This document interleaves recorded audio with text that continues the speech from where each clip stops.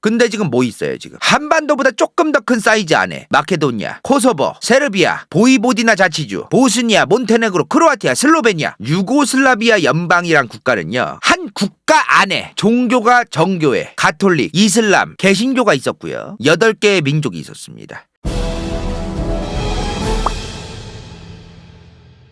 자, 오늘의 주제 유럽의 화약고로 불리우는 발칸반도입니다. 근데 오늘 왜 갑자기 생뚱맞게 발칸반도를 하느냐? 현재 러시아 우크라이나와 관련해서 특히 러시아와 관련해서 우리는 일단 이 발칸반도도 이해해둘 필요가 있습니다. 지금 딱 보면요 이 보스니아 헤르체고비아 보이시나요 지금? 보스니아 헤르체고비나? 여기 옆에 보면 스릅스카라고 보이시죠? 자치구 뭐 이런 거라고 생각하시면 돼요. 얘네가 지금 반군이 있어요. 지금 2022년에도 이 스릅스카가 보스니아를 상대로 이제 반군이 되어 있는 건데 얘네를 러시아가 지원하고 있습니다. 왜? 보스니아가 지금 나토에 가입을 하려고 하거든.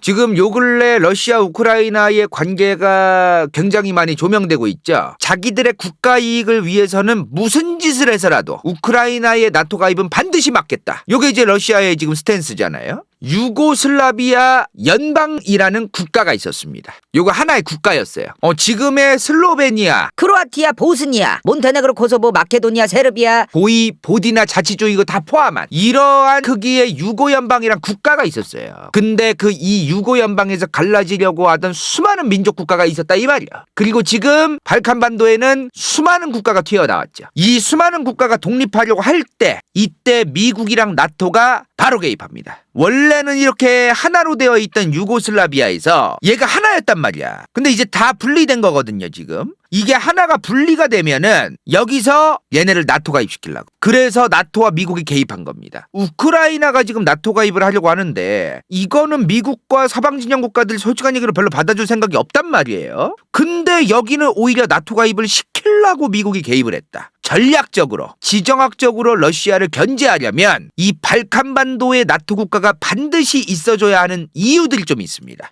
미국이랑 서유럽 그리고 나토 국가들이 죽어라 도와줘가지고 결국에는 이제 독립을 한 겁니다. 현재 지금 러시아를 솔직한 얘기로 견제하려고 한 거죠. 원래는 유고슬라비아 연방이라는 하나의 국가로 되어 있던 거를 일부러 쪼개뜨린 다음에 이 쪼개진 국가 하나하나를 나토라던가 친서방, 친미국가로 만들어서 미국이 전략적으로 이 국가를 사용하기 위해서 써먹을 게 있어서 그래서 나토가 도와줬던 거죠. 러시아를 견제하려고 그런 겁니다. 명분이 또 있었어요. 이 불쌍한 민족들, 슬로베니아인, 크로아티아인 이 불쌍한 민족들이 유고연방이 싫어가지고 스스로 본인들의 민족 국가를 만들고 싶어 하는데 유고연방 니네가 뭔데 얘네의 독립을 막느냐. 그들의 민족, 이 민족들도 독립할 당연한 그런 권리가 있는 것이다. 그리고 지금 러시아는 우크라이나 내에 있는 러시아 민족이 독립하겠다고 하는데 그들도 그들의 권리가 있는 거 아니냐. 그래서 러시아가 도와주는 건데 미국 니네가 왜 뭐라고 하냐고 똑같은 소리를 하고 있습니다. 솔직한 얘기로 유고연방뿐만 아니라 어느 나라에든 미국이 개입했던 거랑 러시아가 우크라이나에 개입하는 거나 패턴이 비슷해요. 지금 하는 짓거리가. 누구 콕 집어서 뭐 러시아만 우크라이나 안에서 러시아인들을 뭐 도와주고 뭐 갈라지게 하고 미국은 안 그랬고 그런 것도 아니라 이 말이요. 발칸반도가요 솔직히 별로 재미가 없으실 수도 있어요.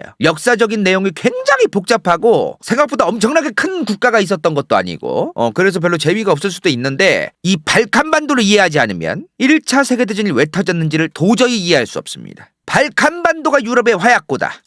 아니 무슨 지금 2022년에 발칸반도가 무슨 유럽의 화약고냐 옛날 얘기 아니냐 그거 이렇게 생각하실 분들이 있을까봐 미리 말씀드리면 보스니아 보이시죠? 보스니아 지역이 1989년에 인구가 450만이었습니다. 지금 몇 명인지 아세요? 330만 명입니다. 1992년부터 1995년까지 간다요 어릴 때죠. 이때만 해도 보스니아에서만 최대 30만 명이 죽었을 것으로 추정됩니다. 더 죽었을 수도 있어요. 근데 지금 30만 명이 사망했다. 이건 그렇다 치고 450만 400만인데 30만 명이 죽었으면 도대체 몇 명이 죽은 거예요? 만약에 400만이라고 치면은 전체 인구의 7.5%가 죽은 겁니다. 5100만 대한민국의 7.5%는 382만 명입니다. 엄청 많이 죽은 거죠. 엄청 많이 죽은 거야. 1차 세계대전이 왜 일어났죠? 사라예보라는 도시에서 오스트리아 황태자가 총 맞아가지고 암살당해서 그걸 시작으로 생기죠. 1990년대 초의 사라예보입니다. 유고슬라비아 내전이라고 해요. 이거를. 이게 90년대 초반의 사라예보예요. 이것도 개판이었어 이때. 1996년 보스니아 내전 당시 사라예보 전경입니다. 이게 지금 꼬라지 보이세요? 지금 빌딩이고 뭐고 여기도 유리창 다 깨지고 지금 여기도 박살나고 막 유고슬라비아 내전 당시의 사라예보 교회의 전경입니다. 유고슬라비아 내전 때 보스니아 국회의사당이 지금 불타고 있는 거야. 이게 보스니아 내전 당시에 사망한 사람들의 장례예요. 하도 많이 죽어가지고 답도 없어요. 처리도 안 될 정도였어요. 진짜로. 사라예보의 저격수 골목이란 골목이 있어요. 저게 뭐냐면 서로 싸울 거 아니야. 민간인이고 뭐고 그냥 다 쏴가게 거예요. 저 골목 사이에서 서로 다 숨어가지고 양쪽에서 개판이었어. 그 저격수 골목으로 지금 UN 평화유지군이 들어가고 있는 겁니다. 지금 얼마나 끔찍했겠어요. 그 당시에 수많은 사람이 죽었을 거 아닙니까? 보스니아인들이 엄청 죽었어요. 2007년에 그냥 학살당하고 대충 묻어져 있던 사람들을 다시 유해를 발굴한 겁니다. 끝이 없어요. 끝이 지금. 이게 2007년에 한 거야. 2010년에 한 번 더 했어요. 너무 많이 죽었어 사람이. 한두 명 죽은 게 아니야. 도대체 여기서 뭔 일이 있었길래 이런 사진들이 막 있느냐 이 말이에요. 지금 사라예보라는 도시. 사라예보 사건 아시죠? 오스트리아 황태자가 세르비아 민족주의 청년한테 죽은 거죠. 이 사라예보가 지금 어디냐면은 보스니아 헤르체고비아에 있는 스릅스카 연방공화국의 수도입니다. 러시아도 지금 여기에 연방공화국이 한두 개가 아니에요. 22개나 있어 연방공화국이. 근데 뭐 그래봤자 모스크바가 알아서 쥐락펴락하는 거 아닙니까? 보스니아도 그런 것처럼 스릅스카라는 공화국이 있기는 한데 보스니아에 속해는 있는 그런 거죠. 문제는 이 스릅스카가 갈라지겠다고 난리를 쳤어요. 보스니아로부터. 그래서 방금 전에 보여준 수많은 사진들이 있었잖아요. 그 안에서 엄청나게 싸운 것도 있다. 스릅스카에는 세르비아인이 많이 살아요. 보스니아인이 48%, 세르비아인이 37% 살아요. 둘이 사이가 더러워. 엄청 나빠. 지금 이 둘이서 싸우는 거야. 문제는 세르비아인들이 많이 사는 거기가 바로 이 스릅스카다. 이 스릅스카 공화국이 보스니아인들을 민간인들까지 다 조져댔다는 거예요. 이게 그런 시신들이에요. 이게 나오는 이런 것들이 다 그 당시에 이런 배경에서 죽은 거야. 지금도 지금 세르비아랑 스릅스카 입장에서는 그건 학살이 아니다. 그런 거 없다. 이러면서 지금 서로 연병 난리도 아니에요. 지금 학살이 있는데도 없다고 얘기를 해. 저들이 왜 저렇게까지 지금 뻔뻔하게 지금 사람을 많이 죽여놓고도 죄책감조차 느끼지 않고 왜 저러고 있는가? 지금은 잠잠해졌는데 지금도 이 보스니아 안에 이 스릅스카 쪽에 무장단체가 존재합니다. 근데 보스니아의 공권력으로 관리가 안 돼요. 일단 두고 있는데 언제 또 무슨 일이 터질지 모르는 상황이 있다. 발칸반도에서 내전이 있었던 1990년대는 군인들끼리 싸우다가 어쩌다 보니 민간인도 희생되고 막 이런 일이 있지 않습니까? 그런 게 아니에요. 세르비아인, 보스니아인, 군인이고 뭐고 민간인이고 뭐고 간에 서로 그냥 인종 청소를 하는 겁니다. 유고슬라비아에 속해 있던 보스니아가 나가려고 하면서 보스니아 전쟁이 터진 거 아니겠습니까? 이 보스니아 전쟁에서 40%의 집들이 박살났고요. 전체 인구의 40%는 난민이 됐습니다. 지금 보스니아 얘기만 했는데 일단은 발칸반도에 지금 보스니아만 있는 것도 아니죠. 지금 서로 다른 국가들끼리 민족들끼리 지금 갈라진 게 있거든요. 어느 정도. 자기들끼리 사이가 다 안 좋다. 민족 갈등이 어마무시하게 많다. 이 양반들 서로.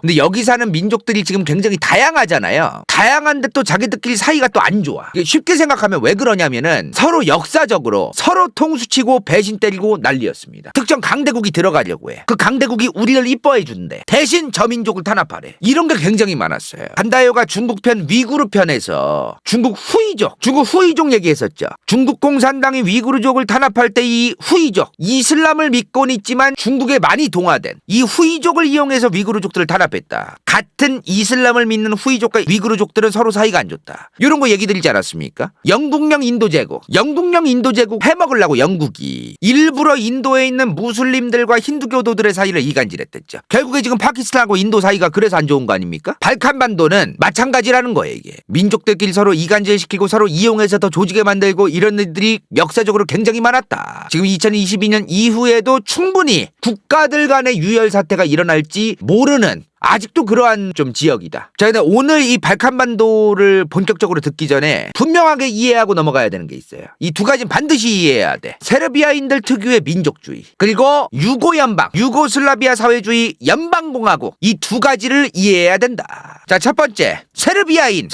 뭐죠? 1차 세계대전을 일으켰다는 그 유명한 사라예보 사건 아닙니까 이거? 오스트리아 황태자를 세르비아 민족의 민족주의자 청년이 쐈어요. 굉장히 독특해요. 세르비아인들의 민족주의는 정말 독특해. 지금 발칸반도 보이시죠? 이 발칸반도 안에 국가들이 지금 여러 개가 있네요. 근데 문제는 세르비아라고 세르비아인만 사는 게 아니고 알바니아라고 알바니아인만 사는 것도 아니고 불가리아라고 불가리아인만 사는 게 아닙니다. 크로아티아인이 뭐 세르비아에도 좀 살고 알바니아인이 보스니아에도 조금 살고 불가리아 안에도 여기 있는 민족이 조금 살고 저 반도 발칸반도 안에 그 면적이 그렇게 넓지가 않기 때문에 다양한 민족들이 저 각각의 국가 안에 여럿이 좀 들어가 있어요. 문제는 예를 들어 이런 겁니다. 보스니아에 세르비아인이 살아. 이 사람들은 국경을 국경으로 안 봐요. 내 땅이라고 생각해. 이게 뭔 말이냐면 간다요가 지금 청주 출신이잖아요. 예를 들어 청주에만 사는 간다요 민족이 따로 있다고 치자. 근데 대한민국이잖아요. 우리 간다요 민족은 청주를 먹고 독립할 거라면서 땅 내놓으라고 객기를 부려요. 난리치고 막. 들어 누워 막. 그게 한두 군데가 아니야. 한두 군데가. 발칸반도 안에 그렇게 이미 어떤 나라가 됐어. 됐는데도 불구하고 우리 민족이 많이 사니까 이제 우리 민족 땅임. 이런 게 엄청 많아요. 지금도. 그런 정서가 있어. 지금은 어느 정도 안정이 됐지. 요즘은 좀 덜한데 1990년대만 해도 엄청 심했어 저게.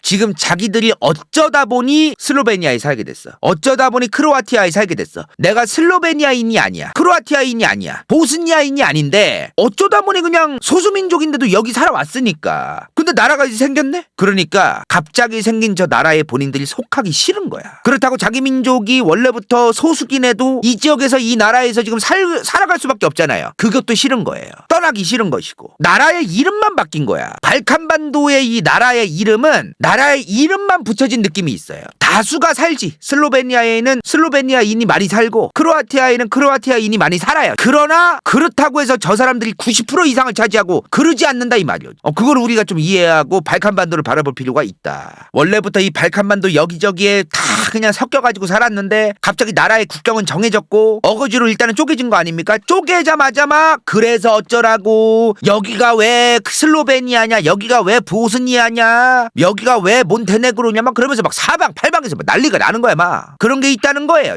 지금 아버님 어머님들은 대부분 아실 거예요. 뉴스에서 자주 나왔거든. 1990년도까지만 해도 유고 연방. 옛날에 이 유고 연방의 크기가 사이즈가 어땠냐면은 25만 5천 제곱킬로미터였습니다. 25만 5천. 한반도가 지금 남북한 합하면은 국토가 한 22만이거든요. 한반도보다 조금 더 큰 거예요. 그럼 사이즈가 그렇게 크진 않은 거네요. 근데 지금 뭐 있어요 지금? 한반도보다 조금 더 큰 사이즈 안에 마케도니아, 코소보, 세르비아, 보이보디나 자치주, 보스니아, 몬테네그로, 크로아티아, 슬로베니아 이런 게 있더라 이 말이에요. 유고슬라비아 연방이란 국가는요. 한 국가 안에 종교가 정교회, 가톨릭, 이슬람, 개신교가 있었고요. 8개의 민족이 있었습니다. 세르비아인, 크로아티아인, 슬로베니아인, 보스니아인, 마케도니아인, 몬테네그로인, 알바니아인, 헝가리인 8개 민족이 있었어요. 그리고 연방공화국이라고 했잖아. 연방공화국이면은 여러 가지 공화국이 합쳐진 거 아닙니까? 그 안에 슬로베니아 공화국, 크로아티아 공화국 여기 지금 보이는 전부 다 각각의 공화국인 거야 지금. 2개의 자치주가 있어요. 보이보디나는 자치주, 연방공화국까지는 아니었고 지금은 국가로 되어 있죠. 코소보도 자치주였어 원래. 도대체 어쩌다가 발칸반도라는 저곳에 저렇게 많은 종교가 들어가 있고 정교회, 가톨릭, 이슬람, 개신교 다 있잖아 지금. 발칸반도 사이즈가 별로 안 커요. 그래봤자 한반도에 한 2~3배야. 이 2~3배밖에 안 되는 이 사이즈에 어떻게 저 4개의 종교가 다 공존하고 있으며 민족도 어떻게 저렇게 많으며 땅이 크면 모를까. 그것도 아닌데 그 이유가 있겠죠 역사적으로. 자 발칸반도가 지금 여기입니다. 지금 보이시죠? 터키랑 이탈리아 사이에 있는 그리스를 포함한 요 위쪽 이렇게 봉고탄 여기가 이제 발칸반도인데 발칸반도가 고대 중세년의 어떤 곳이죠? 수많은 종교 국가들 가톨릭 국가와 이슬람 국가가 왔다 갔다 하던 통로입니다. 통로. 자 로마 제국이 있었습니다. 그죠? 로마 제국의 최대 영토예요 이게. 그리고 그리스도교 기독교가 로마 주교를 시작으로 갈라지기 시작합니다. 뭐로 갈라지죠? 가톨릭과 동방정교회로 갈라지죠. 이 동방정교회와 가톨릭이 갈라졌던 딱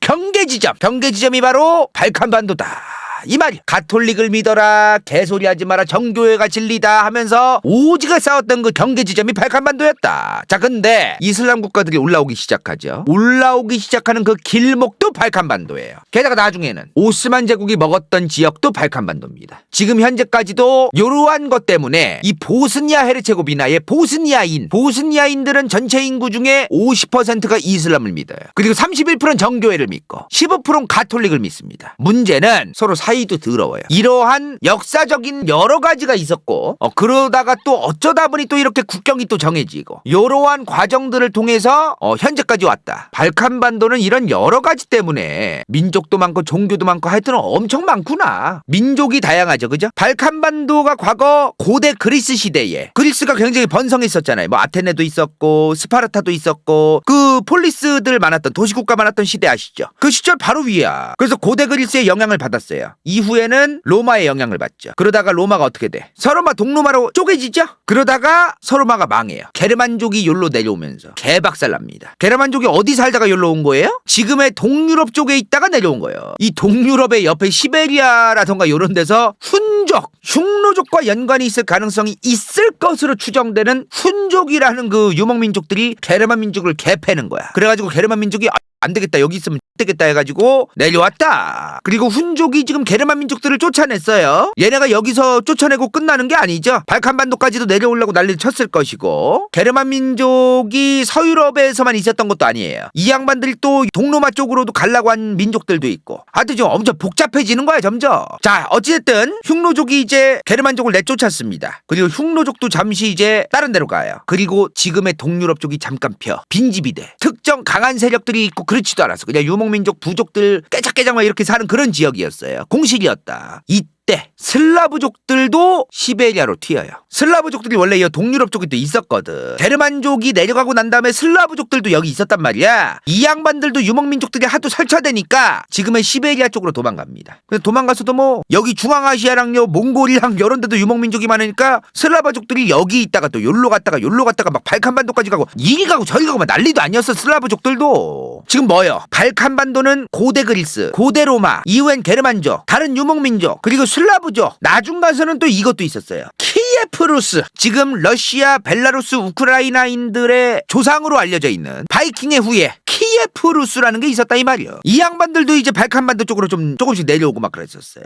하여튼 이러한 여러 가지가 발칸반도 지역에 다양한 민족들이 많아질 수밖에 없는 이러한 요인으로 작용했다. 발칸반도는 원주민들이 인구가 늘고 문화가 번성하고 이런 게 아니에요. 다양한 민족이 쳐들어오고 문화도 들어왔다가 나갔다가 이리 왔다 저리 왔다 이러면서 발칸반도의 역사가 흘러왔다. 발칸반도에 고대 그리스가 있었고, 그 다음에는 로마 제국이 들어섰다 그랬어요. 그리고 서로마, 동로마가 갈라지고, 그 다음 동로마만 남죠. 동로마가 뭐야? 비잔틴 제국이다. 이 비잔틴 제국 바로 위에는 불가리아 제국이라는 국가가 있었습니다. 지금의 발칸반도 그리스 바로 위에를 먹고 있었네요. 불가리아가. 그죠? 불가리아 제국이 당시에는 개쩔었어. 지금의 발칸반도를 사실상 굉장히 많이 차지하고 영향력을 행사하고 비잔틴 제국이랑도 맞먹을 수 있는, 근데 1118년 멸망해요. 비잔틴 제국한테 개박살나. 근데 170년 뒤에 부활합니다. 비잔틴 제국이 여기를 먹었지만 불가리아 민족들이 우리 불가리아 민족들의 불가리아 대제국을 다시 건설해야 된다. 부활시켜야 된다. 이러면서 이제 170년 뒤에 이제 비잔틴 제국으로부터 반란을 일으켜가지고 독립을 또 한 거야. 그래서 1185년부터 1396년까지 가요. 자, 이렇게 존재했는데요. 또 망해. 오스만 제국한테. 자, 여기서 우리가 과정을 우리가 좀 봐야 됩니다. 지금 대충만 보면은 원래는 발칸반도에 비잔틴 제국이랑 불가리아가 있었는데 비잔틴 제국이 불가리아를 개박살냈다가 다시 불가리아가 부활했다가 오스만 제국이 먹었다는 건가? 근데 이걸 좀 더 디테일하게 봐야 돼. 이미 불가리아가 이 제국을 만들었을 때 이쯤만 해도 이름만 불가리아였지 수많은 민족과 수많은 종교가 있었습니다. 불가리아가 먹었으니까 불가리아 민족만 있고 막 이런 게 아니에요. 발칸반도는 이미 이 고대에서 중세로 넘어올 이 시즌만 해도, 이 시기만 해도 엄청나게 많은 민족들이 있었다는 거야. 이미 고대 중세 내내 다양한 민족들이 이미 여기 터잡고 있다. 여기에는 지금 불가리아가 보이고 비잔틴이 보이나 저 안에는 지도에는 보이지 않는 수많은 민족들이 이미 있구나. 이렇게 봐야 돼요. 자, 아무튼 나중 가서는 오스만 제국이 비잔틴 제국도 개박살내고 이 오스만 제국에 있던 무슬림들도 발칸반도로 또 가기도 하고, 애초에 오스만 제국의 무슬림들이 안 갔더라도 오스만 제국의 영토가 됐잖아 발칸반도가. 그러니까 여기에도 무슬림들의 인구가 늘어나기 시작했겠죠 당연히. 간다요의 친구 효기심이 과거의 중동아랍 역사를 다룬 적이 있어요. 그때 말했던 거거든 이게. 오스만 제국이 뭘 했죠? 밀레트 제도라는 거랍니다. 밀레트 제도가 뭐예요? 오스만 제국이 영토를 이렇게 많이 먹었으나 지금 이 먹은 영토가 다민족 국가 아니겠습니까? 다문화 국가 아니겠어요? 다 종교 국가 아니겠어? 이렇게 종교도 다양하고 민족도 다양하고 그런 사람들을 거느리면서 국가가 유지되려면 밀레트 제도 같은 제도가 필요했던 거야. 이게 뭐냐면 니네 민족 지금 오스만 제국이 먹었는데 너네 종교 이슬람 안 믿네? 그러면 니네 민족 민족성, 문화, 종교 다 보장해 줄 테니까 대신 세금 더 내. 오스만 제국 입장에서 나쁠 거 없죠. 얘네들의 민족과 종교를 보장해주고 돈도 생기고 오히려 얘네가 그걸 보장해주니까 오히려 덜 날뛰고 막 그런 거야. 쿠데타나 내란도 덜 일어나고 누이 좋고 매부 좋고 여러모로 꼭 먹고 알 먹고 온 거야. 오스만 제국 입장에서. 이게 또 재밌는 게 뭐냐면요. 오스만 제국이 밀레트 제도를 한 게 굉장히 획기적인 거였어요. 획기적인 거. 국가가 일반적으로 운영되려면 다른 민족, 다른 국가의 민족성을 희석시키고 없애버려야 됩니다. 말살을 시켜야 돼요. 고구려 백제 신라가 통일 신라로 통일됐어. 근데 고구려의 문화와 종교와 백제의 문화와 종교를 다 보장해 줄 거예요? 안 그랬잖아. 한반도도. 오로지 신라 중심으로 무언가를 통합해야 된단 말이에요. 그래서 보통 그거를 말살을 하는 그 기본적인 게 있거든. 근데 오스만 제국은 정반대로 만약에 그 말살 안 하면 나중 가서 쿠데타 일어날 그 가능성이 엄청나게 높아져요. 백제를 다시 부활시켜야 된다. 고구려를 다시 부활시켜야 된다. 막 신라라고 민족성을 다 보장해 준 것도 아니었는데 대번에 나중 가서 신라 망해가니까 궁예증이 광개토 대왕의 대고구려를 다시 부활시키겠다 그러고 막 견훤은 막 백제 부활시키겠다고 막 그러고 막 그러잖아. 그래서 국가를 영토가 늘어나고 뭐 통합을 하고 그럴 땐 옛날 고대 시대에는 민족성을 어느 정도 희석시키거나 말살하는 그런 쪽으로 가는 게 있었어요. 근데 오스만 제국은 그렇게 안 했던 거죠. 얘네가 좀 똑똑했어. 밀레트 제도 같은 거로 세금도 더 걷게 되고 군사적으로 또 주둔을 또 가능하게 해라. 오스만 제국의 중앙정부의 군대들을 일부러 파견해 놓은 다음에 관리만 하고 지들이 알아서 세금도 걷어가지고 중앙정부에다가 세금도 더 갖다가 바치고 여러모로 좋은 거야. 동시에 이걸 만듭니다.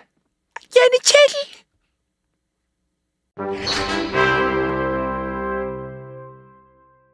이번 영상이 볼만했다면 좋아요와 구독, 재미없었다면 이건 재밌을지도 몰라.